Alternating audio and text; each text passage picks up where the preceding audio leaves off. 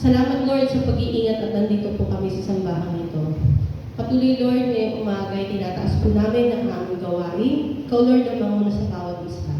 Sa tutugtog, sa kakanta, sa magbibigay ng mensahe, ikaw lamang maitaas Lord Jesus. Sa mga makikinig Lord, buksan mo po ang aming puso't isipan para maintindihan namin ang sinasabi mo po sa bawat isa sa amin. Patuloy Lord, ngayong umaga, ikaw lamang ang maging focus namin, maitaas namin ang iyong pangalan, nabigyan ka namin ng papulit pagsamba. In Jesus' name we pray. Amen! Good morning po muli sa atin. Ready na po ba tayo magpuli sa Panginoon? Amen! Bago tayo magsimula, i-welcome po natin ang bawat isa, kumayan po natin ang bawat isa.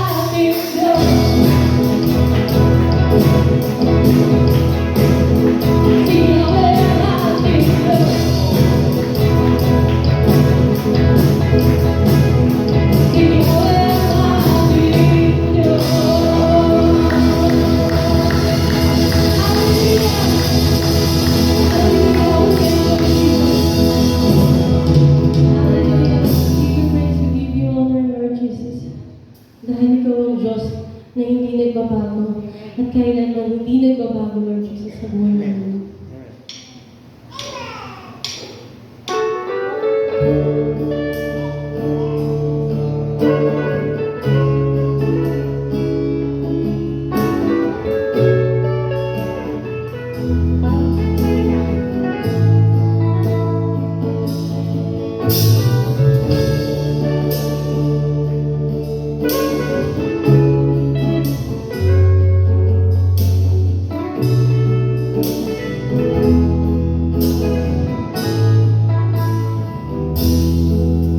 Lahat ng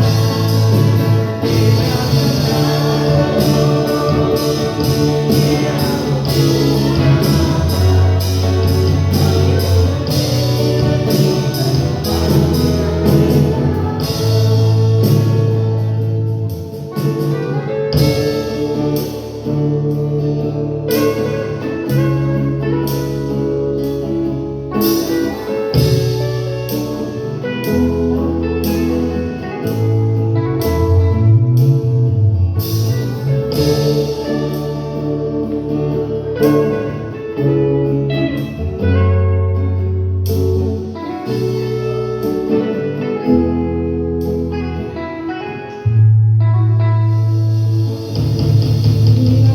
po yung ating Panginoon. Dahil ito po ang aming gustong gawin, Lord. Walang hanggang sasabahin ka namin, Lord Jesus. Sa Spirit at katotohanan, Lord. Yes, you, Jesus.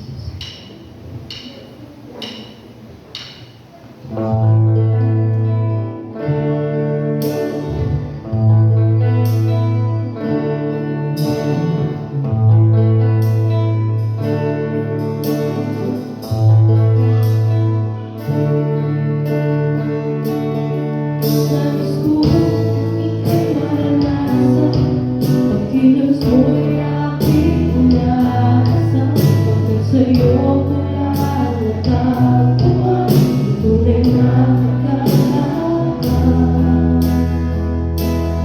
Nais ko ika'y maranasan, ibig ng puso ko'y kaalaman, kaya't ngayon bukas at kailanman.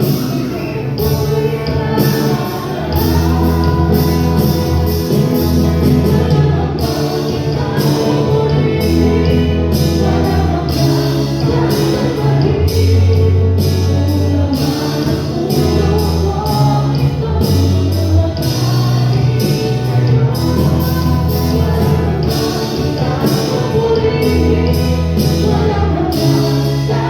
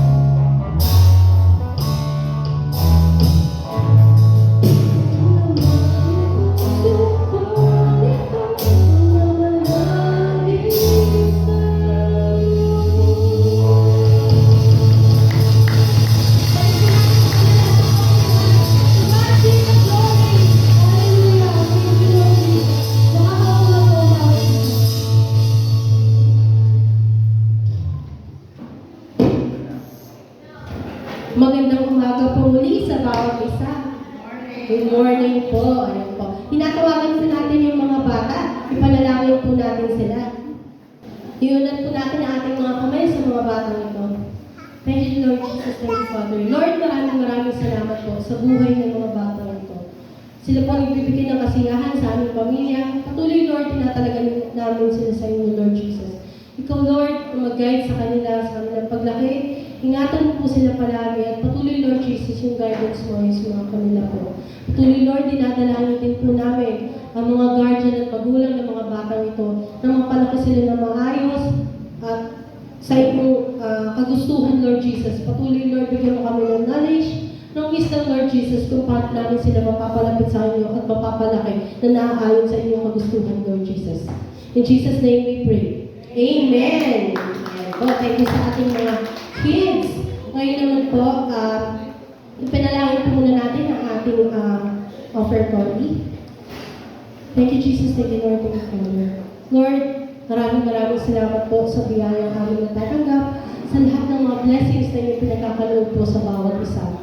Lord, itong aming pagkakaloob, Lord, ay hindi kabayaran sa inyong mga ginawa or blessings na natanggap namin, kundi ito po ay kusang loob na pinagbibigay po namin dahil alam po namin, Lord Jesus, na wala pong makakapantay sa mga blessings na na-receive po namin. Patuloy, Lord Jesus, na ikaw po ang magpala sa bawat isa. Lagi po namin ang mga kaloob na ito ay magamit mo sa ikalalagay po ng simbahan nito. Patuloy, Lord Jesus, na ikaw lang po ang maitaas sa buhay po ng bawat isa. In Jesus' name we pray. Amen! Good morning po muli sa ating lahat. Tignan po natin yung mga announcements po natin. Yan. Ngayong December po, last Thanksgiving po natin sa December 27 at 7 p.m. po. Inaanyayahan po namin ang lahat na pumunta at makadalo po dahil ito po ay napakagandang gawain po kasi po nakakapagpalakas po ng bawat isa to. At saka sa isang buong taon po, pagpasalamat naman po tayo sa ginawa ng Lord sa buhay natin. Magiging masaya po ito at saka alam ko po na hindi po kayo ubing luhaan sa pag-attend po ng Thanksgiving natin. Pagpapala po at saka yung joy po na mararamdaman nyo sa mapapakinggan nyo po na pagpapala sa bawat isa. Kung may mga suggestions po tayo, email, prayer requests and concern po and appreciation po, you can email at paterosevangelical.church@gmail.com. Meron din po tayong Facebook page sa PEC Pateros Evangelical Church. Diyan po nakikita po natin ang mga events at ang mga gawain po dito sa church. Ayan. Batiin po natin yung may mga birthday from December 17 to 23 po. Thank you po sa lahat ng nagawa niyo sa amin po natin na po sa praise and worship team. Ayan, si Kuya din po ang aming parang pinaka-mentor, pinaka-leader po. December 17 din po si Marquez, Alex Ana Marie, may ka-birthday pala si Kuya Roy. Ayan po. December 18, Bailon Jennifer. Happy birthday po. Si Kevin, sa December 18 din po. Ayan. Kalanayan, Jasmine. Ayan po. December 19. December 22, si Clay po, si Clay po. Ayan po. Sa December 22 din po, si Leonero Alexander po.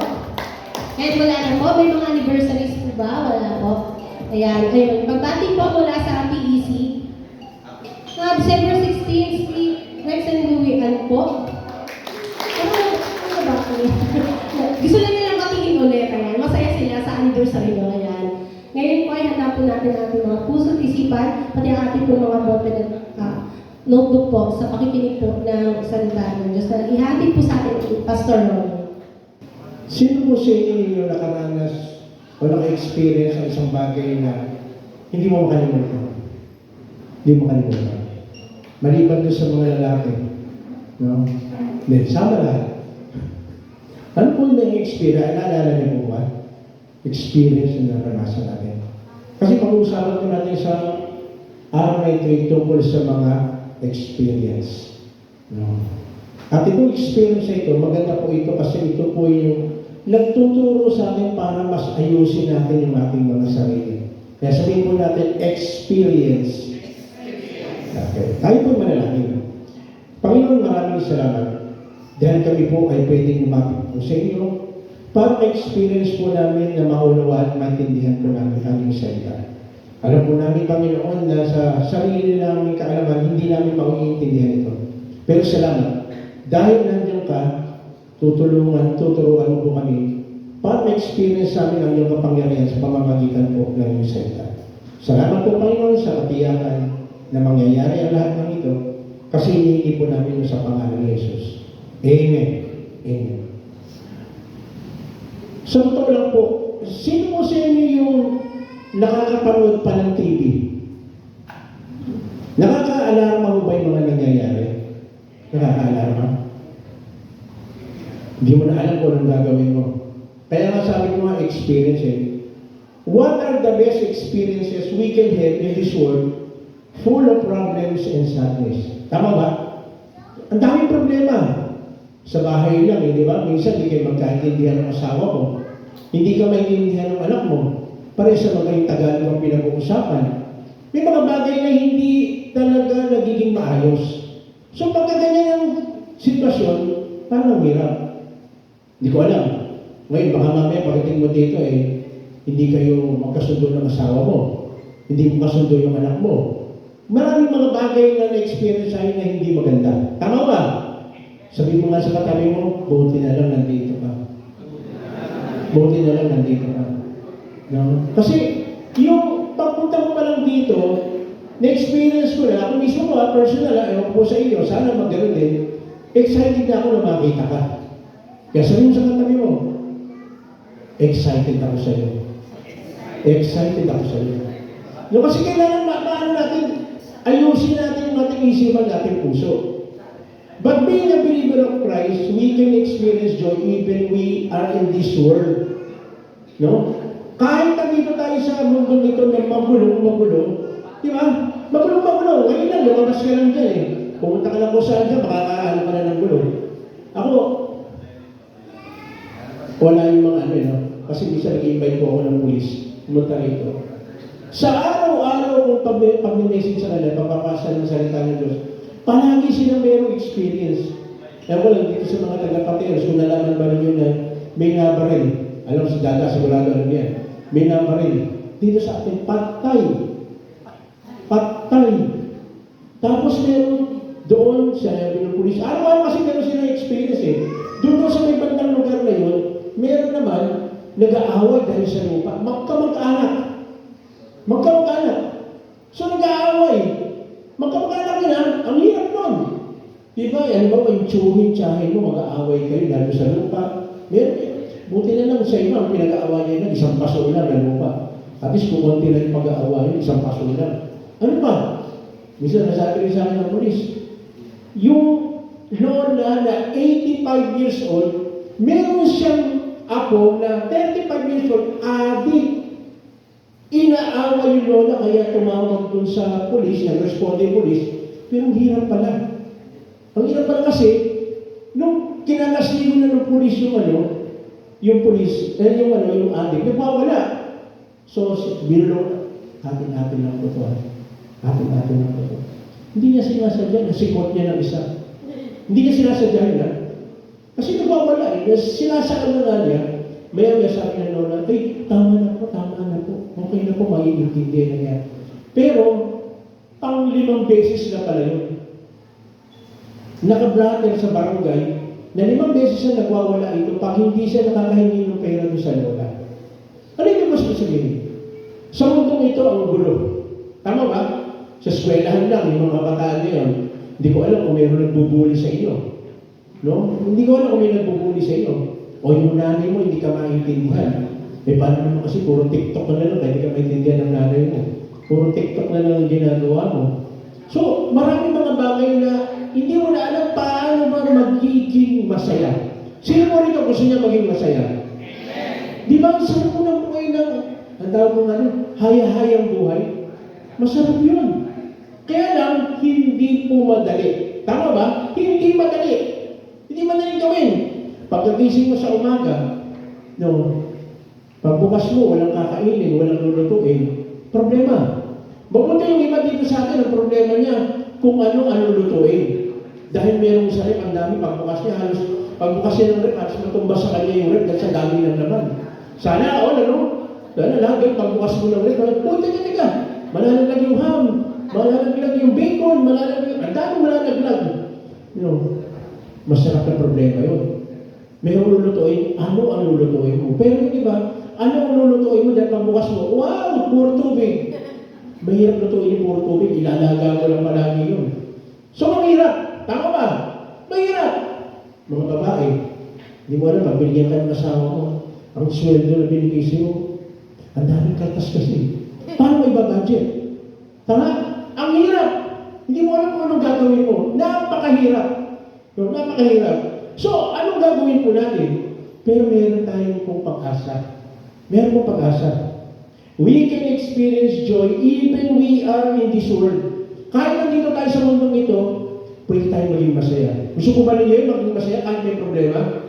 Yung nakakangiti ka pa rin, yung tipong kahit nag-away kayo mag-asawa, lalo na kung nakaranas na ba kayo bumili kayo sa department store, yung pumipili ka pa lang, sinasabi sa iyo nung pili ka lang, tagal mo naman.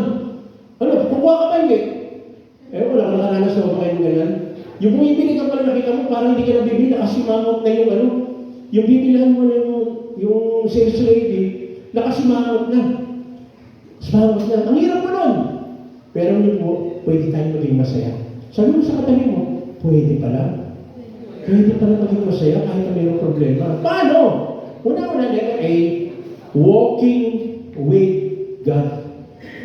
Deuteronomy 5:33. Sabi dyan, walk in all the way that the Lord your God has commanded you, so that you may live and prosper and prolong your days in the land that you will possess.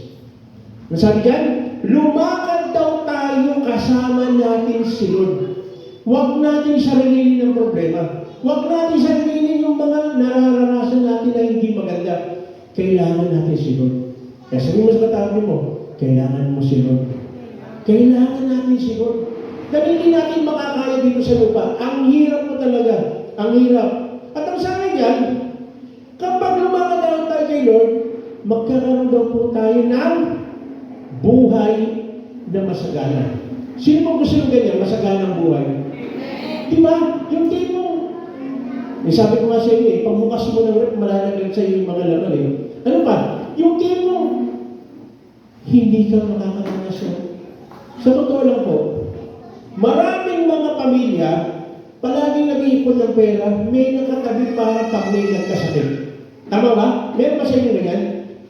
Siguro karamihan tayo, nagtatabi ka para pag may nagkasakit. Pero teka, kung pwede ba huwag kang maghanda ng pera para walang magkasakit? Ibig sabihin, hindi mo iniisip na mayroong magkakasakit. Bakit?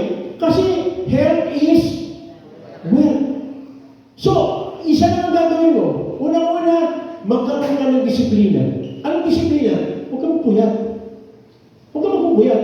Of course, hindi ko sinasabi dito yung mga nagtatrabaho sa call center dahil mahirap ko talaga nagpupuyat. Ano pa?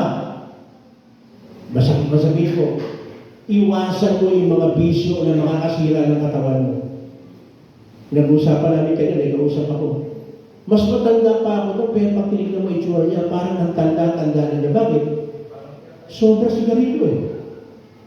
Alam niyo ba na ang sigarilyo unti-unti sinisira yung katawan natin? Unti-unti dahil yung heart mo, tinutusok. So ano mangyayari? Maghihina kang, magmumukha kang matanda. Pero kung hindi mo ginagawa yun, ang tawag mo nga doon, healthy living. Healthy living. Paano healthy living? Huwag mong gawin yung mga bagay na makakasira sa iyong katawan. Anak. Maganda ba yung katawan sa anak sa katawan?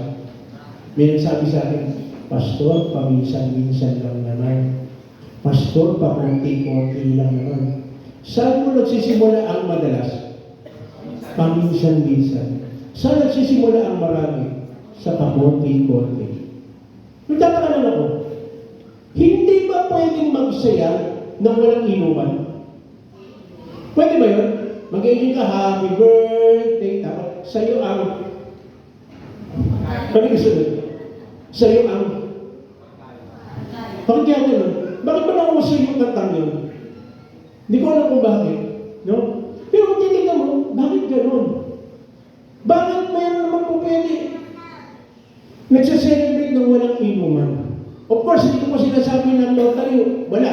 Pwede naman kaya ako, para sa akin po, ang ano ko, conviction ko, red wine.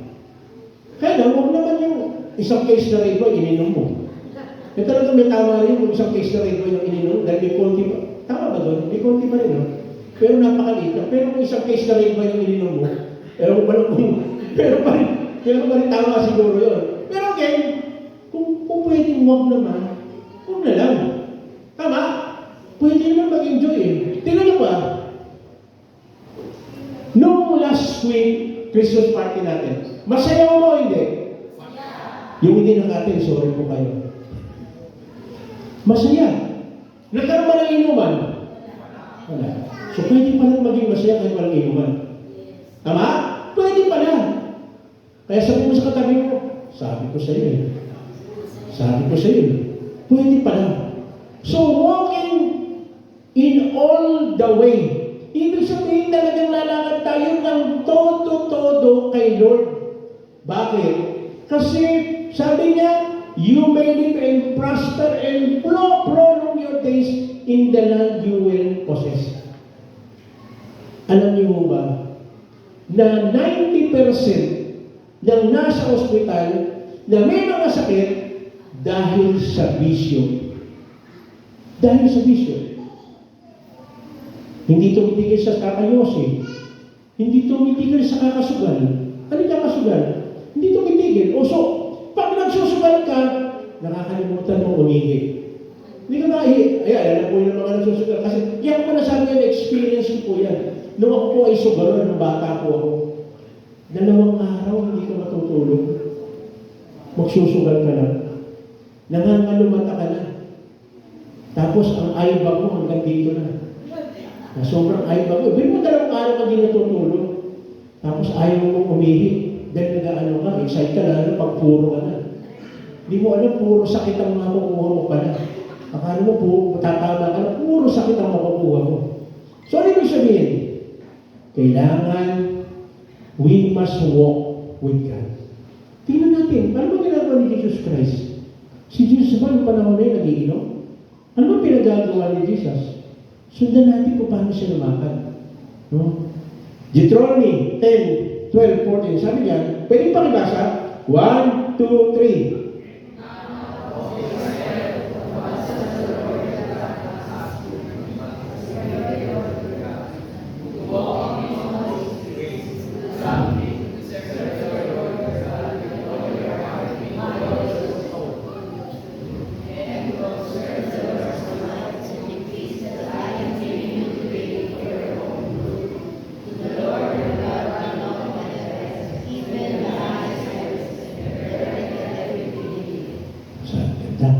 Masarap pong pakinggan.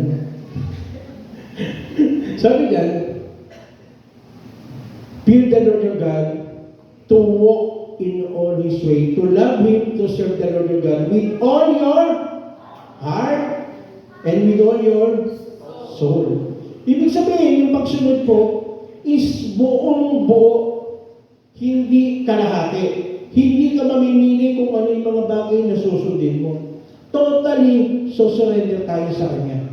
At alam po ninyo, walking with God is the best adventure in life. Diyan po yung pinakamaganda na tatakbuhin yung journey natin. Kasi sa journey na ito, hindi mo ma-enjoy kapag hindi mo kasama si Lord. Malulungkot ka. Meron kang mga bagay na ma-experience at sasabihin mo, sana hindi na lang ako pinanganak. Pero, kapag ikaw naglakad ka, nag-walk ka with Jesus, may enjoy mo. Si Pedro po, lumakad siya doon sa tubig, nakalakad siya. Bakit siya nakalakad? Magic? Hindi. Kasi nakapik siya, nakatingin siya sa ating Panginoon. So, walking with God is talagang mag-e-enjoy ka, ma-experience, ma-amaze ka. Marami siyang mga bagay na mararanasan natin na akala mo, nagawa ko pala yun. Nagawa ko pala yun, tagumpay ako. Bakit? You are walking with God. Pag lumakad tayo kasama natin si Lord, hindi tayo babagsak. Bakit? Kasi alam ng Lord na kailangan natin siya, kaya hindi niya tayo iniiwanan. Actually, tayo lang ang nangiiwan. Tayo lang ang lumalayo. Tayo ang humihiwalay. No? Kaya nga, nakakatuwang isipin na si Lord, i-amaze tayo. Isang maganda na po nito is, nakita na Lord, na gusto mo talagang mag-church tuwing Sunday. Ano kaya pwede gawin na Lord kahit may trabaho ka? Hinihingi mo palagi, di ba? Hinihingi mo kay Lord, gusto ko palagi makapag-church pag Sunday. Eh, may trabaho ka. Pero meron po pwede ibigay sa Lord na favor. Di ba maganda eh? Pwede tayo magkaroon ng favor sa ating Panginoon. I need to walk according to God's instruction. Kaya palagi ko sinasabi ko, dapat ang mga anak ng Diyos ay pogi. Ano yung pogi? Person obeying God's instruction. Kaya tingnan mo yung katabi mo, mukha kang pogi. Di ba? Person obeying God's instruction. Pangalawa, una, walking with God. Pangalawa, living with God. Psalm 62:5. Find rest, O my soul, in God alone. My hope comes from Him. So again, hindi ka lang lalakad kasama si Lord, living with God. Kailangan mamuhay tayo ng may kabanalan, may kaayusan. Psalm 91, verse 1 and 2. Pwede pakibasa po? 1, 2, 3.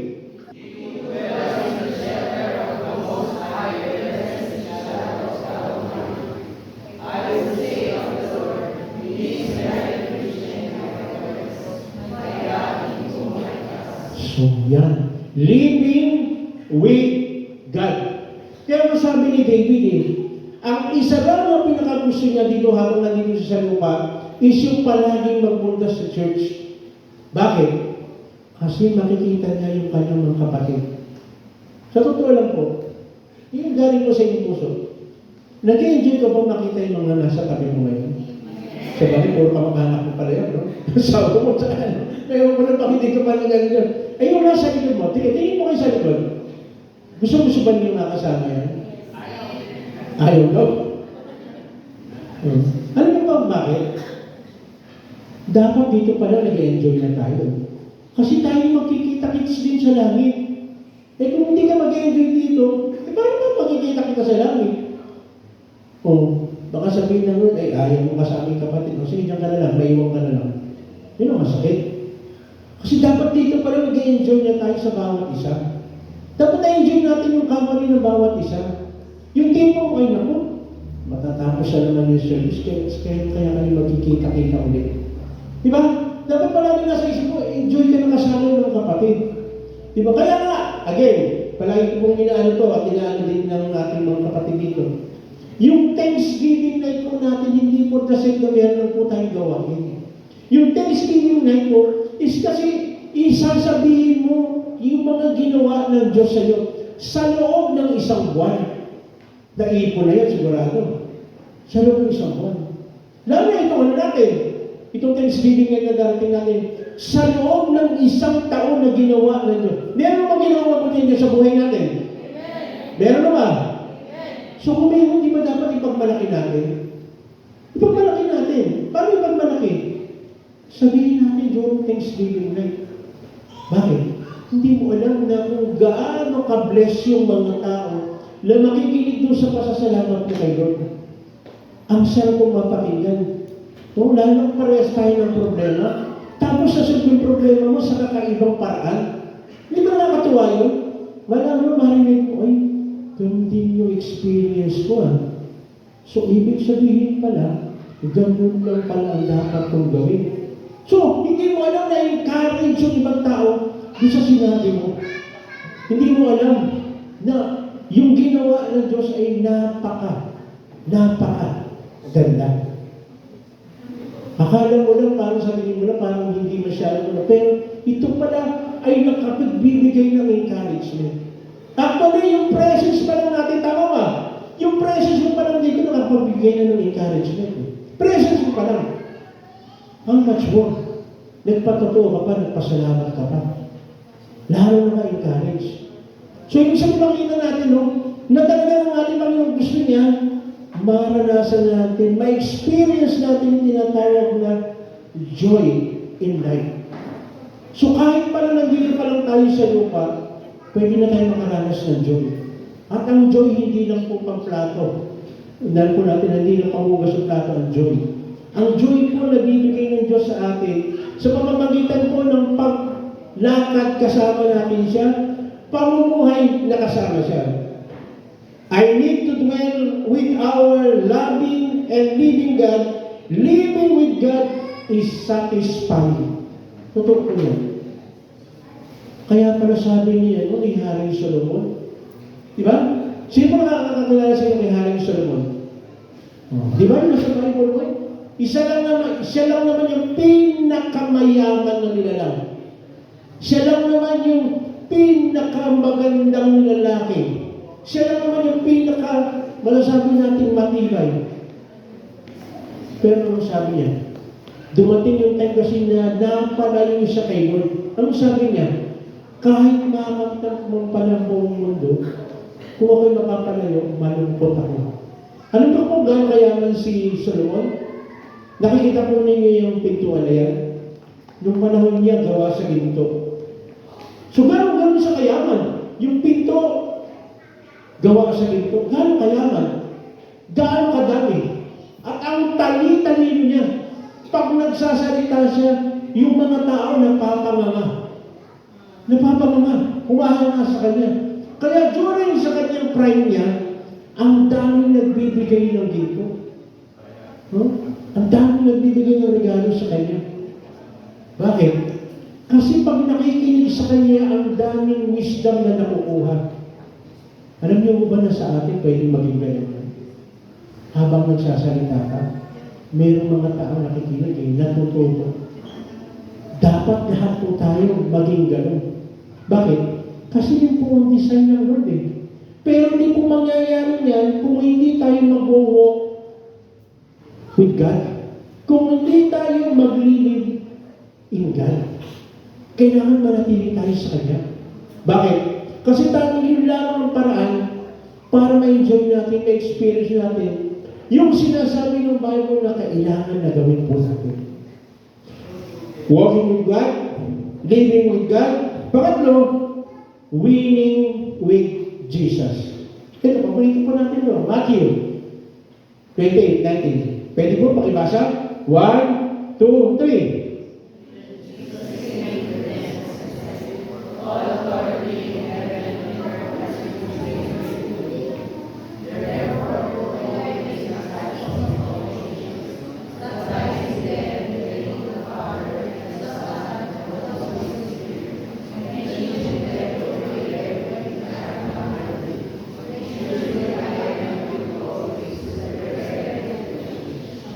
Mahirap po bang gawin yan? Mahirap po? Sa totoo lang, mahirap po ba yan? Mahirap po yan. Actually, hindi siya mahirap eh. Napakahirap. Napakahirap. Bakit? Kasi iniuwi mo yung tao, dadalhin mo sa ating Panginoon, tuturuan mo siya para makapamuhay. No? Makapamuhay nang naaayon para makapag-walk with God, living with God. Hindi madali yan. Mahirap po yan. Kaya po tayo, may sinasabi po tayo na paulit-ulit natin sinasabi ang bakit. Kasi parang matalim sa ating isipan, sa ating puso, na yun po ang purpose natin sa buhay. Na mag-win ang tao para kay Lord. Bakit? Mapapahamak po ang maraming tao kung hindi kilala si Jesus. Kung hindi tinanggap si Jesus bilang sariling Panginoon at tagapagligtas. Kaya pala sinabi niya, no, and surely I am with you always to the very end of the age. Ano ito the very end? Hanggang katapusan. Hanggang katapusan, yan po yung magiging trabaho natin. Mag-win ang tao para kay Lord. Ilapit ang tao para kay Lord. No? Hindi po madali yan. No? Hindi po madali, napakahirap yan. Kaya lang, ang tanong, anong gagawin mo kung di mo gagawin yan? Oh? Anong gagawin mo? Yan po yung pinaka-reason kung bakit nagpunta dito mating Panginoon para maligtas ang tao. So, para maligtas ang tao, kailangan makilala nila. Tanggapin nila si Jesus. Wala nang iba. Hindi po yung dahil pumunta tayo sa church, hindi dahil sa palubog tayo sa tubig, binunginisikan tayo, yung mabait ka, lumalakad ka ng palubog, wala po yun. Ang kaligtasan tanging sa pangalan ng ating Panginoon, kailangan makilala nung maibigay nilang kanyang buhay sa ating Panginoon. At hindi po nila maiintindihan ng mga tao yan kung walang magbabahagi. At ang magbabahagi yun, hindi lang po ako, tayong lahat. Kaya sabi mo sa katabi mo, ikaw din yun. Ikaw din yun. Trabaho po natin yun. Hindi po trabaho ng leader ng church lang yun. Lahat po tayo, tungkulin po natin yun. Bakit? Tatanungin ko lang po kayo. Sino po nagmamahal dito sa nanay at tatay niya? Kung mahal mo ang nanay at tatay mo, ang unang-unang regalo, kaya na pinag-aralan natin ng karal, ang unang-unang regalo ibibigay mo sa kanya, yung katiyakan ng buhay na walang hanggan. At walang iba yung kundi ang ating Panginoong Jesus. Ang tanong, naibigay mo na ba sa kanya? Nasabi mo na ba sa kanya?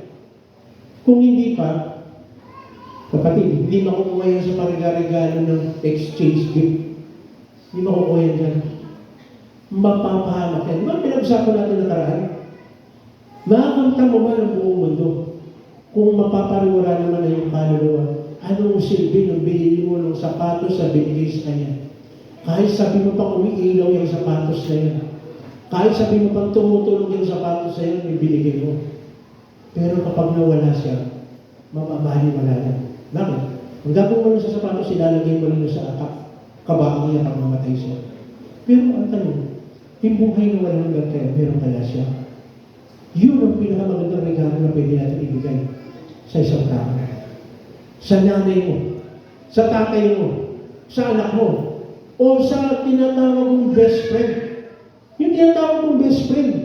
Best friend mo, hindi mo, hinayaan mo lang na mapahamak. Tama ba? Sino din may best friend?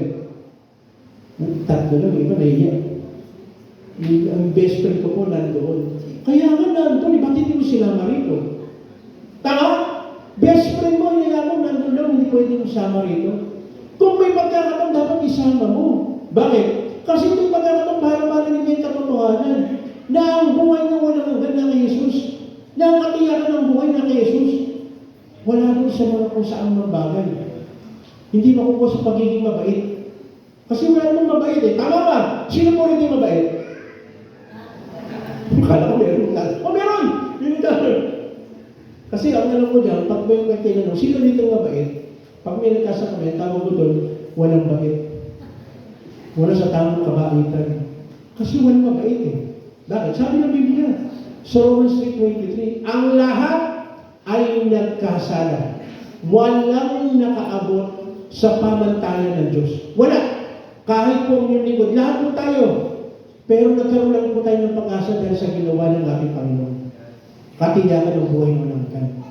So again, kung mahal mo yung mga taong nasa paligid mo, o yung kaklase mo, yung best friend mo, yung sa komunidad, ito po yung pinakamagandang regalo na pwede natin ibigay sa kanila. Ma-experience nila kung paano ba maging masaya in spite dito sa mundong ito na napakahirap maging masaya. Tama ba? Ang hirap maging masaya. Yeah? Kasi kung ang kasiyahan mo na sa material na bagay, pag hindi ka nabigyan, malulungkot ka. Tama?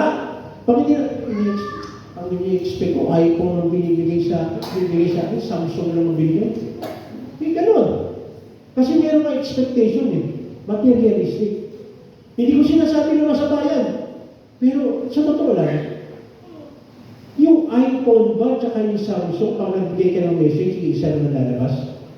Iisa lang ba? O special pag yung iPhone ang ginamit? Iba yung dating pag iPhone daw. Pero pagdating mo sa message, hindi naman nagbabago. Tama ba? Parang sa relos. Kahit na ang relos mo 200 lang, yung sa kanya 3,000, iisa pa rin ang lalabas na oras. Tama? Iisa pa yung oras na lalabas. Hindi magbabago yan. Pag sinabing alas 2 din yung kanya. Ano ibig sabihin? Hindi tayo masisiyahan ng lahat ng bagay na nandito sa mundo. Kailangan natin ma-experience yung pinaka-the best na pwede natin ma-experience. Ano yun? Yung walking with God. Yung tipong naglalakad ka, nag-i-enjoy ka kahit na ano gawin. Sila Moses, nung naglalakad sila sa disyerto, ang hirap ng kanilang trabaho. Lalakad ka. Ang init-init. Pero na-experience sila ng enjoy. Bakit? Parang ko sinasabi ko, meron silang isang napakalaking payong na naglalakad sila, 1 milyon naglalakad sila, hindi sila naiinitan o napapaso ng araw kahit naglalakad sila. Bakit? Walking with God. Living with God. Pagkakaroon ng attitude mo, kahit sa kapunta mo, magulat ka, ang sarap pa rin maglakad para kay Lord. Mamuhay para kay Lord. At mag-win para kay Lord. Kasi may enjoy po natin ang buhay na ito. May enjoy natin. Magugulat ka parang, magugulat ka kung isa yung mga batawa sa isa. Ang babaw naman ng kaligayahan mo. Ang mga Kristiyan mo talaga mababaw lang ng kaligayahan. Tama ba? Ang babaw talaga ng kaligayahan natin eh. Pero kung titignan mo, mababaw ba talaga yun? Tumang-tuwa ka dahil mayroong tumanggap kay Jesus bilang sarili Panginoon at Pagkas. Hindi ba dapat, yun ang talaga matuwa ka. Kaya meron tayo yung verse na yun, di ba? Di ba? Meron ka nasira, meron nalikas. Dapat mas maging masaya tayo. Kasi sa langit meron daw piyesta pag may nalikas. Ang tanong, kumusta na yung buhay natin bilang isang mananampalataya? Do we really walk sa pamantayan ng Diyos? Namumuhay ba tayo talaga para sa ating Panginoon? Having God as our companion is the best source of joy. Totoo po yan. Pagkasama mo si Lord, palaging mag-enjoy ka. Palaging mayroon kang expectation heart. Na palaging, kaya naman. Kaya dapat pagkagising mo sa umaga eh. Sa umaga, pagkagising pala, sabihin mo, Lord, ano kaya yung ipaparanas mo sa akin sa araw na ito? Ano kaya yung i-amaze mo na naman ako? Ano kaya yung mga bagay na magagawa ko para maging channel of blessing ako? Ano kaya yung magagawa ko itong araw na ito na masasabi ko na ang buti-buti mo, ang bait-bait mo? Kasi kahit kumanta po tayo ng kumanta rito, kung hindi natin na-enjoy talaga yan, maniwala pa kayo, kahit 1,000 pa yung kantahin mo, hindi ka pa rin. Hanggang hindi ka lumalakad kay Lord, hindi ka namumuhay kay Lord, hindi ka nag-iwin para kay Lord, hindi mo mararanasan yung tinatawag na joy na tayo sa Kanya na makikita. Matatapos. Kaya magugulat ko na, akala ko ba ang buhay ng Kristiyano ay masayang tunay? Di ba kinakanta natin yan? Ang buhay ng Kristiyano ay masayang tunay. Tapos mayroon pang, ha! May sino pang gano'n. Kahit sumigaw ka maghapon, pag hindi ka lumalakad kay Lord, magugulat ka, hindi ka pa rin mag-i-enjoy. Hindi mo pa rin may-enjoy ang buhay. Ang tunay na joy matatagpuan lang kapag lumakad na tayo kay Lord at namuhay tayo kay Lord at nag-win tayo para kay Lord. Yun po ang pinakamasaya. Pinakamasaya na pwede natin maranasan. Bakit? Kasi kailangan ng bawat sa atin si Jesus. Kaya nga sabi sa Romans 6:23, basahin mo natin. Parang pinabasa yan. For the wages of sin is death. Totoo po yan. Ang kabayaran ng kasalanan ay kamatayan. So, ang gagawin mo? Kaya mo na rin ito, mamamatay din lang naman ako. Pero physical lang mo. Eh, paano yung spiritual mo? Anong gagawin mo? Hindi tayo pang dito. Temporary lang tayo dito. Sabi mo sa katabi mo, tempo lang tayo dito, tempo. No? Tempo lang tayo dito, tempo lang. Ang talagang kagalangan everlasting, eternal, doon sa langit. Kaya sinabi niya, but the gift of God is eternal life in Christ Jesus our Lord. Alam mo, pag ganyan po yung attitude mo, masasabi mo na, oo nga, ano? Ang sarap pala pag kinod, alam ko na, pag alis ko sa mundong ito, mayroon akong pupuntahan na mas maganda. Gusto mo ba ninyo yun? Pag alis ko sa mundo ito, may pupuntahan na maganda. Sabi, tama, Pastor, pagkatapos ito, may pupuntahan kami, dalihan mo, message. Ibang pupuntahan pala, pupunta para sa hall, ano? Nagmamadali, safe po ngayon sa Mega Mall. Kung daliin niyo po, hirap po mag-park. Baka yung iniisip niyo, iba po. Ang sinasabi po natin is yung eternal life. Kaya pala, tiniklir ito ng ating Panginoon, John 10:10. Tingnan po natin. Ano sabi dyan? Pwede pa kibasa? 1, 2, 3.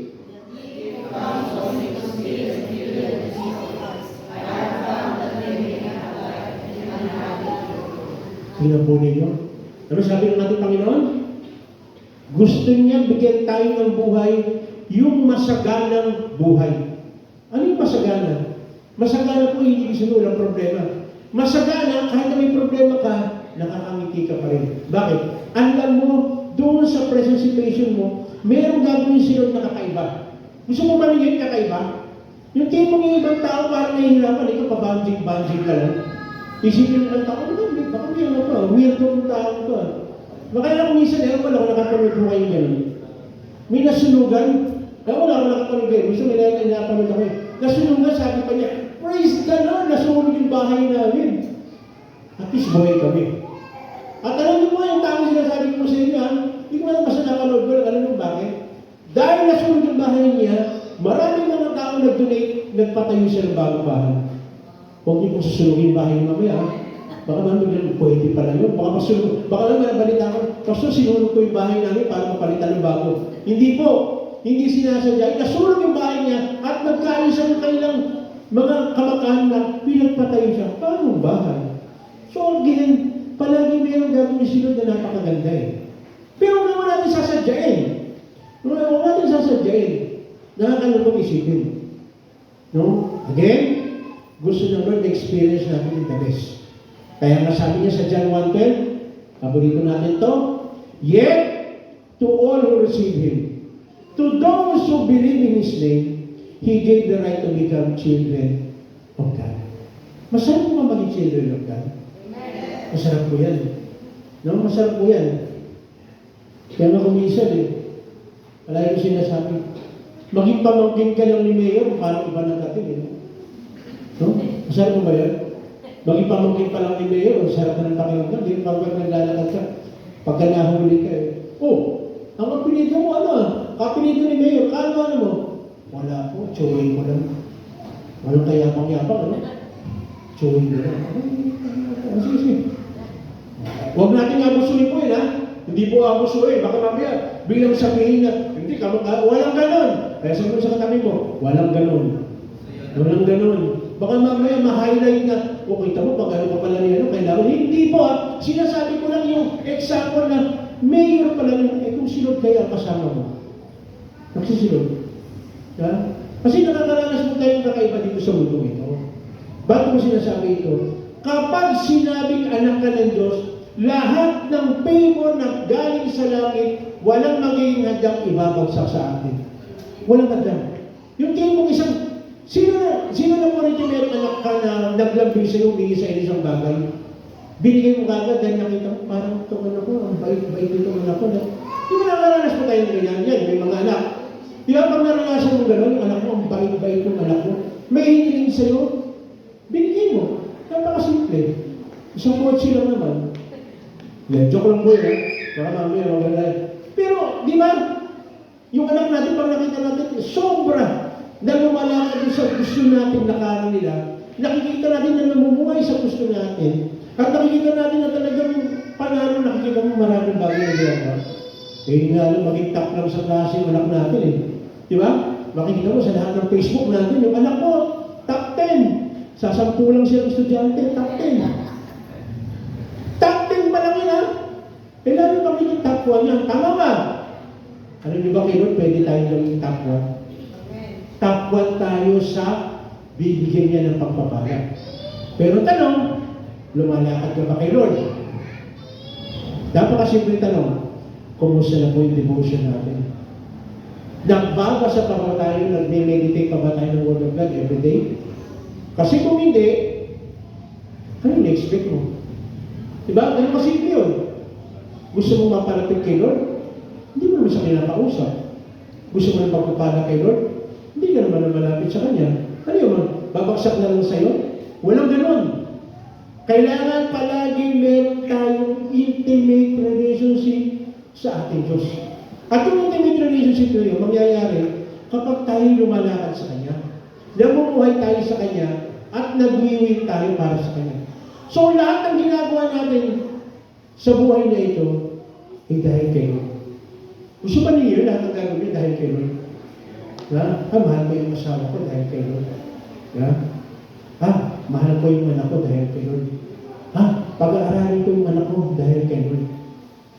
Magpupunta ako sa church dahil kay Lord. Hindi dahil kay pastor, hindi dahil sa kung sino man dito sa atin. Hindi. Kaya tayo pumunta sa church dahil kay Lord. Kaya umahal ako yung asawa dahil kay. Kaya umahal yung anak mo dahil kay. Kaya ka nag-aaral mo na mabuti dahil kay. Kaya ka nagsasabi ng I love you sa nanay at tatay mo dahil kay Lord. Kasi kung meron mang tayong neighbor na unang-unang dapat natin mahalin ang ating mga magulang. Sila yung nearest neighbor natin, ang ating mga magulang. Ang tanong, mahal ba natin mga magulang natin? Mahal ba natin yung mga anak natin? Kung mahal natin sila, isama natin sila lumakad kay Lord. Isama natin sila mamuhay para kay Lord. Isama natin sila para mag-win para kay Lord. Tayo dito kayo. Tayo po yung mananalangin. Natawagan ko po ng praise and worship.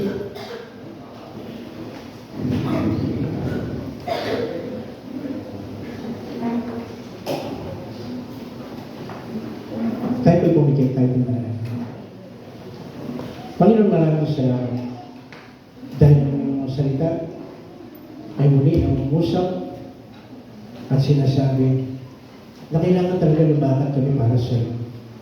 Mamuhay kami para sa iyo at mag-win kami para sa iyo. At Lord, salamat. Kapag ginawa namin ito, may experience namin yung kakaiba na joy na tanging sa iyo lang namin makikita. Kahit nandito kami sa mundo na napakagulo, still we can say, praise the Lord. Purihin ng Panginoon. Bakit? Kasi i-amaze mo po kami. Sa gagawin namin paglakad para po sa inyo, i-amaze mo po kami. Pinakamagandang adventure na mararanasan namin sa buhay ay yung lumakad kami ng asawa at mabuhay para sa iyo. Mag-win para sa iyo. Makikita namin ang ganda at tunay na ma-excite kami sa mga bagay na pwede mo po gawin. Kaya yan po, Panginoon, na bawat sa po sa amin ay totoo. Dahil lumakad para sa iyo, mamuhay para sa iyo, at mag-win para po sa iyo.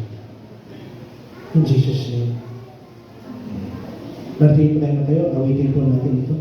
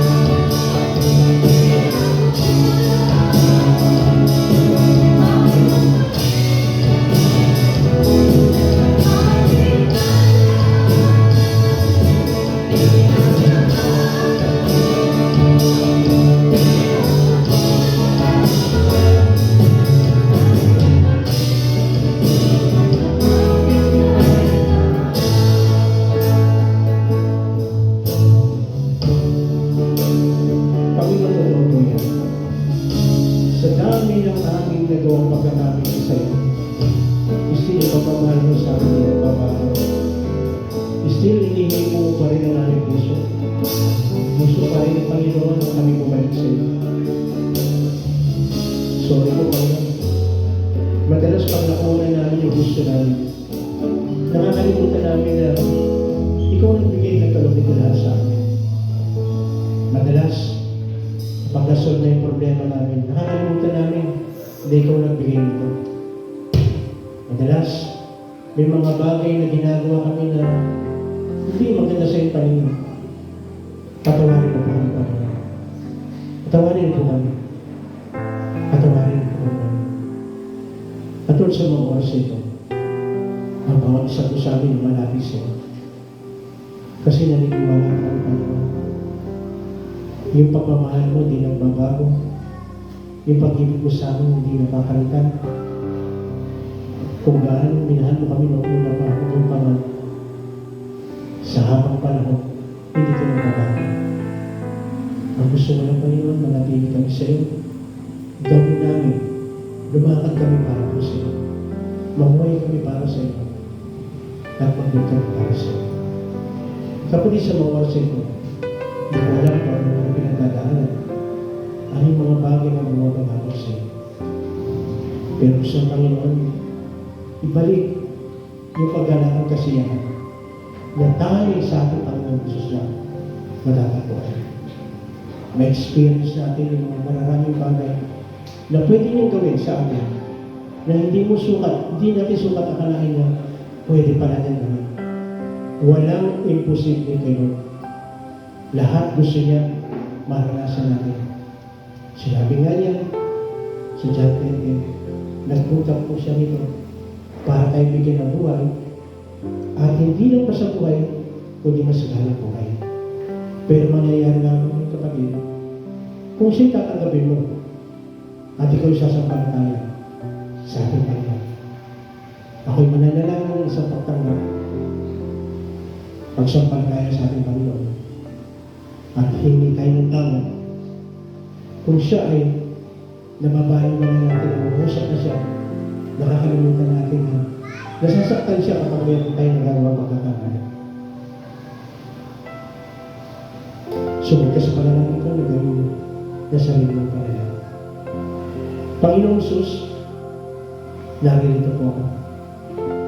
Isang tao na nakalimot, isang tao na wala, isang tao na akala ko kaya kong gawin sa sarili kong paa, sa sarili kong panamunan, sa sarili kong kaalaman. Patawarin po ninyo ako. Patawarin po ninyo. Ako ay sumasampalataya at nananalig na ikaw lamang ang tanging pag-asa ko sa buhay nito. Tinatanggap ko kita, sumasampalataya ako na ikaw lang po pwedeng mag-ayos ng aking buhay. Kapatid, sa mga oras ito, meron ka ng physical karamdaman. Ito'y pagkakataon na pwede tayo lumapit sa ating Panginoon. Sinasabihin mo sa Kanya ang iyong karamdaman.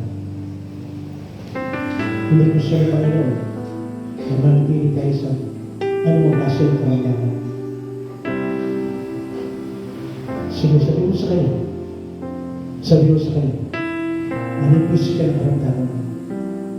Willing yung ating Panginoon na palalagay ka dyan. Maniwala ka sa sinasabi niya na ako ang kagalingan ang sabi natin Panginoon Jesus. At meron kang kabigatan, bibigyan niya ang kabigatan. At meron kang problema sa relasyon mo sa iyong magulang, sa iyong asawa, sa iyong kapatid, kasama sa trabaho, kasama sa eskwela, sa tahanan. Hindi gusto ng Lord na manatili tayo sa mga sitwasyon. Gusto ng Lord magkaroon tayo ng peace. Hindi lang yun, pati doon sa mga tao. At mangyayari lang ito. Kung ito'y magpapatawa, kung tayo magpapatawa, at willing din tayo ng tao. Gusto ng ating Panginoon na wala tayong kaaway. Kasunod, ang lahat ay bahagi na natin ng kanyang kabutihan. At mangyayari lamang po kung tayo magpapatawad at kung tayo hindi magtawad. Ito, bigyan tayo ng Lord ng courage para hindi magtawad at tanggapin natin mga tao na hindi magtawad. Sinabi ng ating Panginoon, hindi tayo matatawarin kung tayo hindi magpapatawad ng ating kapwa. Mga oras ito, nahihirapan ka, matutong sa mga Lord. May mga bagay na mahal mo sa iyo. Sige mo sa Panginoon, palayarin ka. Sa lahat ng klase ng mga bagay na umaga para makasama sa ating Panginoon. Pagsama sa Diyos, witchcraft, horoscope, mga bagay na nagpapalayo sa ating Panginoon. Sa totoong Diyos, nagkakasamahin natin. Mga bisyo na nagsisira sa ating pisikal katawan, kaya nagiging lang para makasama sa spirito katotohanan sa ating Panginoon. Wala kang trabaho, financially, pinag-nahirap ka, pagkakataon ito, pasahin natin sa ating Panginoon. Nabigyan tayo ng pagkakitaan. Kasi sabi ng Lord, ang kanyang mga anak ay hindi niya pagkukulangan. Mapupurin tayo na magiging steward tayo doon sa mga resources na binigay sa atin ng Diyos. Kung gamitin natin ito ng tama, dahil hindi tayo pagkukulangan ng Lord. Gusto ng Lord, ma-enjoy natin ang buhay. Kaya na rin, salamat po Panginoon. Sa aming kapatid, mga liriyong kaarawan, at anniversary, salamat po sa extension ng buhay, sa extension ng pagsasama ng mag-isama. Alam po namin, dahil ito ang lang sa gitna namin, bilang mag-asawa, mas ma-enjoy po namin yung mga taong pandarating kasama namin ng mahal sa buhay. Kaya na rin, kapatid ng Panginoon kaarawan, salamat Panginoon dahil muli, dinagdagan mo po ang mga pagpapala sa buhay ng Diyos. Kaya na rin, nataas po namin ang bansang Pilipinas. Alam po ni Panginoon aming kaligaya. Kami po ay nananagay sa alanganin, lalo na may mga bagay na gusto sakupin ng mga teritoryo ng aming bansa. Kaya alam po namin Panginoon na ikaw magtatanggol sa amin. Kung sila may worship, kami may worship. Sasama kami sa Panginoon at naniniwala kami na ikaw ang aming pag-asa. Hindi kami aasa sa mga bagay, na mga material o mga panggera o mga salitang umaasa pa rin. Kasi walang imposible sa iyo. Kaya mong pagtako ang bawat sa kusaan. Mananahin po kami sa iyo. Kagaya kay Haring David, na bagamat sa kanya sa lahat ng bagay, hindi siya umaasa ng palagi sa iyo na umaasa. Bigyan po ang Panginoon kagaya kay David na attitude ng tiwala toward ang pag-imasa ito. Tulungan niyo po ang nasa Pilipinas, ang aming presidente, at ang lahat ng namumuno sa amin para mapatakbo ng maayos ang aming nasa Pilipinas. Salamat po Panginoon sa mga kapulisan, mga sundalo, kasi ang ginagamit mo para sa peace and order ng aming bansa. Salamat din po Panginoon sa aming mga kapatid na nanonood sa itong gawain, mga taga-Abra, mga taga-Pangasinan, mga taga-Laguna, mga at 79, salamat po ng maraming Panginoon. Lord, sa aming sariling gawain, sa eskwela man, o sa trabaho man, salamat po Panginoon bawat isa, at tunay na lumakad kami para sa inyo, mamuhay kami para sa inyo, at mamuhay para po sa inyo. Pagpalain mo ng Panginoon ng bansang Israel, dahil na mismo nagsabi, ang sino magpala sa bansang Israel ay magpapalain. Kaya kayo pala Panginoon, maraming salamat na sa lahat ng gagawin mo, na alam po namin lahat ng aming nilapit pinili sa iyo, pinili ko na. Sapagkat ang lahat ng ito, hinihingi namin sa pangalan ng aming Panginoon Jesus, ang lahat ng anak ng Diyos, magsabi ng malakas na pagpalain ko natin ang bawat isa